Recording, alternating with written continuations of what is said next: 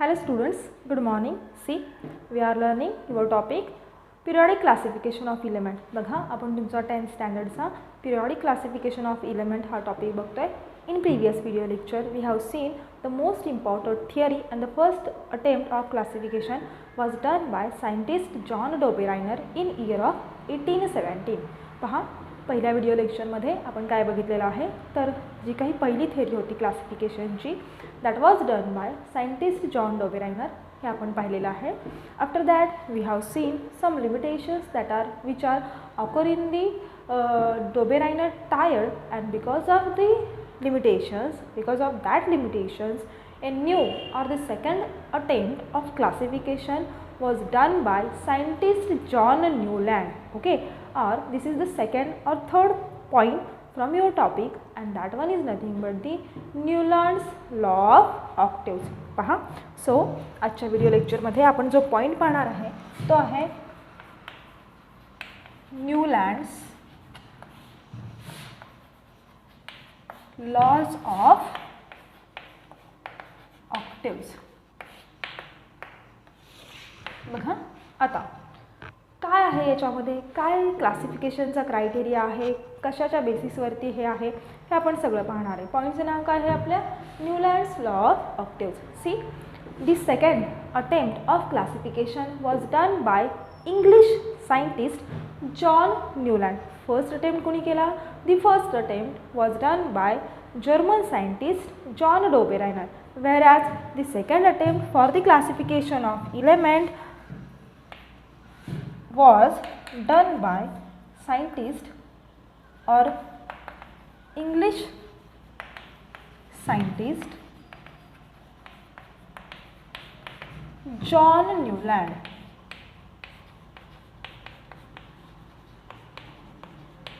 बघा, in year of 1866. In year of 1866. बघा किती साली हा अटेम्प्ट केलेला आहे? In year of 1866. काय क्रायटेरिया वापरला असेल किंवा कशाच्या बेसिसवरती हे त्यानं क्लासिफिकेशन केलेलं असेल तर सेम जॉन डोबेरायनरने जे केलं होतं त्याच्याच बेसिसवरती. Means it was proposed theory on the basis of atomic masses of the element. बघा थिअरी कशाच्यावरती बेस्ड आहे? ॲटॉमिक मासवरतीच. And he also used criteria for the arrangement of element. That one is nothing but the increasing order of atomic masses. So the theory is based on, or the theory is proposed on the basis of, theory is proposed on the basis of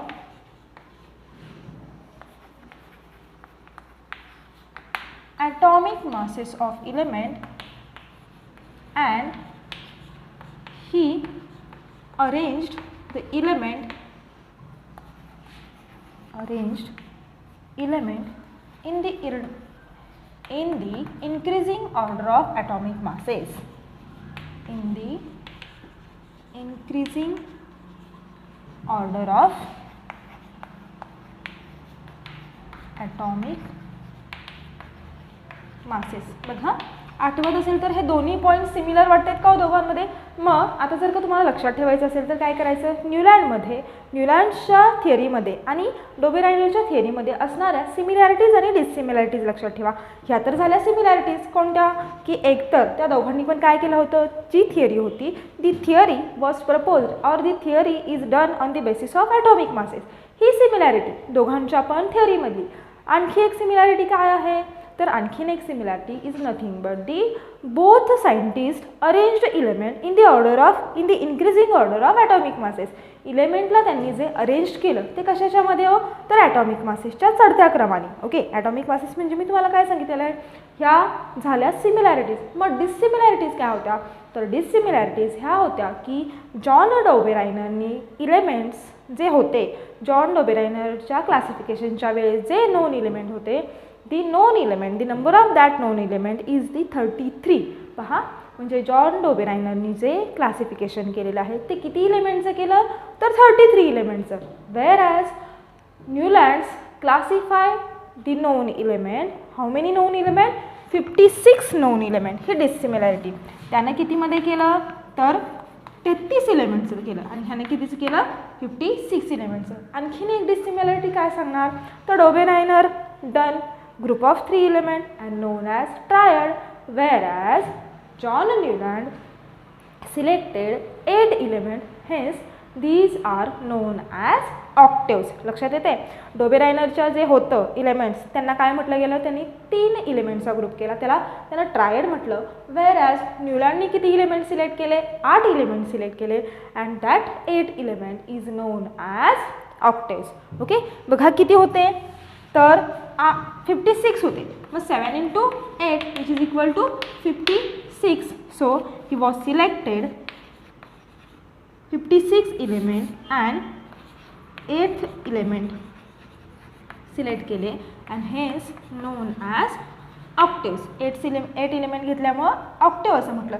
तर सुरुवात करताना मग त्यानं काय theory propose केली किंवा काय त्याला फाइंड आउट झालं तर सुरुवात करताना he was started from the least atomic mass, the element having least atomic mass and the name of that element is the hydrogen. बघा जॉन न्यूलँडनी त्याची थिअरी प्रपोज करताना काय केलं ज्या इलेमेंटचं सगळ्यात कमी ॲटॉमिक मास होतं तो इलेमेंट सिलेक्ट केला अप टू कुठंपर्यंत आणि सगळ्यात शेवटचा जो इलेमेंट होता ह्या दोघांमध्ये त्यानं कोरिलेशन फाइंड आउट केलं. बघा लिस्ट ॲटॉमिक मास असलेला इलेमेंट कोणता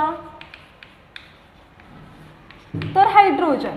तर हायेस्ट ॲटॉमिक मास त्यावेळी बरं का आत्ता नाही आत्ता जर का सांगायचं म्हटलं तर वेगळा येईल पण त्यावेळी इन द इयर ऑफ 1866 कोणता होता हायेस्ट ॲटॉमिक मास तर हायेस्ट ॲटॉमिक मास हे होतं 56 and the highest atomic mass असणारा जो इलेमेंट होता that one is nothing but the thorium.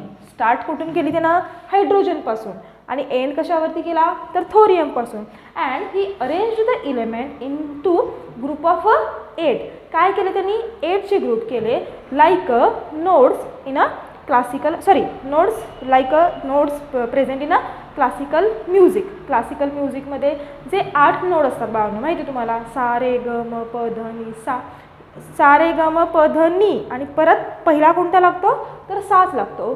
त्या पद्धतीनं त्याने काय केले इलेमेंट्स अरेंज केले आणि when the elements arranged in the like this classical nodes जेव्हा त्यानं अरेंज केले he was observe that the properties of the first element is similar to property of 8th element. पण बघा जॉन डोबेरायनरनी कसे element select केले होते तर ज्या इलेमेंटच्या प्रॉपर्टीज सिमिलर असतील असे इलेमेंट सिलेक्ट केले. तर जॉन न्यूलँडनी कसे इलेमेंट सिलेक्ट केले तर विच हॅविंग डिफरंट प्रॉपर्टीज ज्या इलेमेंटच्या प्रॉपर्टीज डिफरंट असतील असे इलेमेंट त्यानं सिलेक्ट केले. He was selected elements with different properties.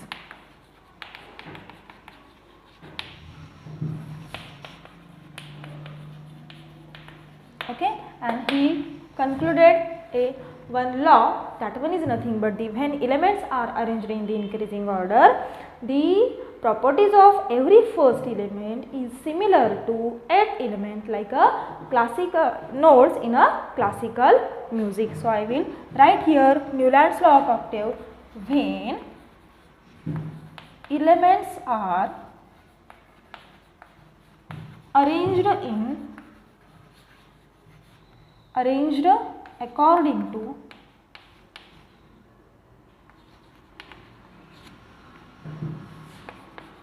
increasing order of atomic masses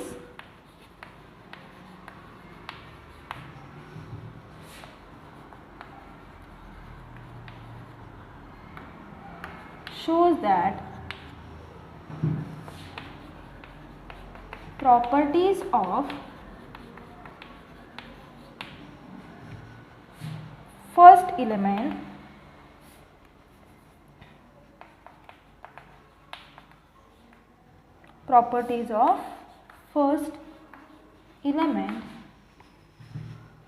is similar to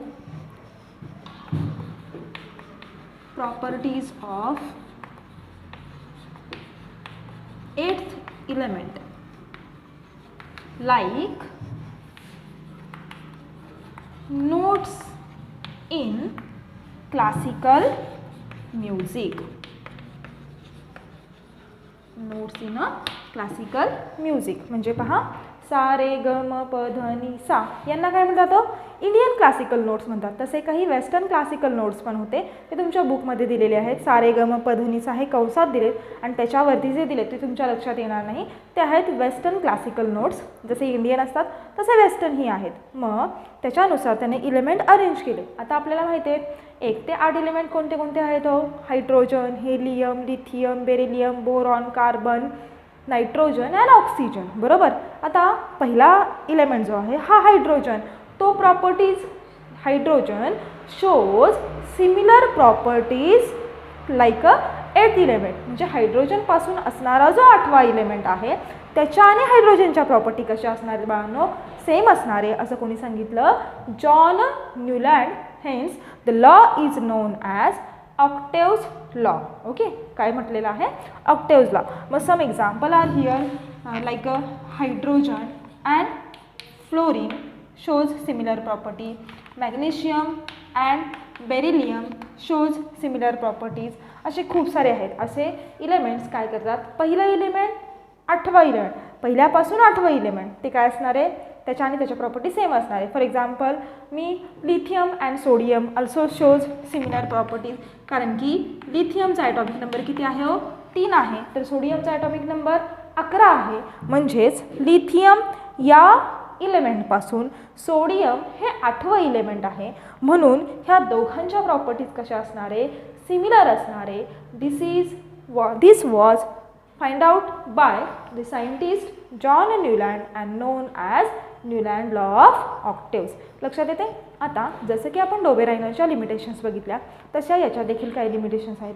काय लिमिटेशन्स आहेत तर लिमिटेशन्स म्हणजे सगळ्यात पहिली आणि शेवटची म्हटली तरी चालेल ती म्हणजे this law is applicable only to the calcium.